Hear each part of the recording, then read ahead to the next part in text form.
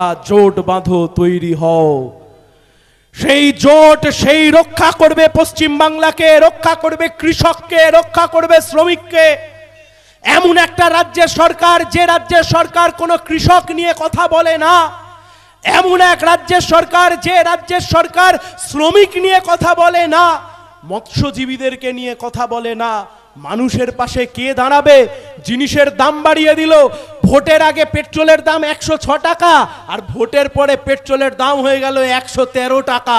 বাড়লো তো বাড়লো, আর কমার দাম নেই। আগের দিনকে দেখলাম মন্ত্রীকে জিজ্ঞাসা করছে, পেট্রোলের মধ্যে আখের রস মিলিয়ে আপনারা ইথেনল মেলে বিক্রি করছেন, 113 টাকার পেট্রোল কেন? মন্ত্রী সাংবাদিককে বলছেন, আপনি যদি ভুলভাল প্রশ্ন করেন তাহলে আমি আপনার নামে মানহানির মামলা করতে পারি। কে দাঁড়াবে মানুষের পাশে?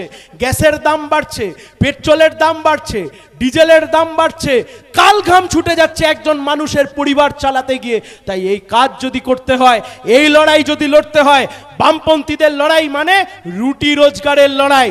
বামপন্থীদের লড়াই মানে মানুষকে ভালো রাখবার লড়াই, ভালোভাবে বাঁচিয়ে থাকবার লড়াই। তাই সেই লড়াই যদি লড়তে হয়, লাল ঝান্ডাকে শক্তিশালী করা ছাড়া আর দ্বিতীয় কোনো পথ নেই। আসুন সবাই মিলে একসাথে শক্তিশালী কমিউনিস্ট পার্টি তৈরি করি।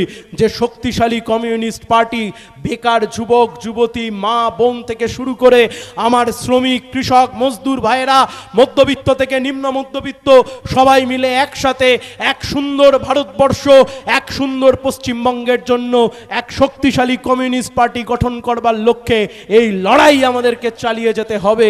এই কথা বলে আমি সবাইকে সংগ্রামী অভিনন্দন, শুভেচ্ছা, লাল সালাম জানিয়ে আমার কথা শেষ করছি।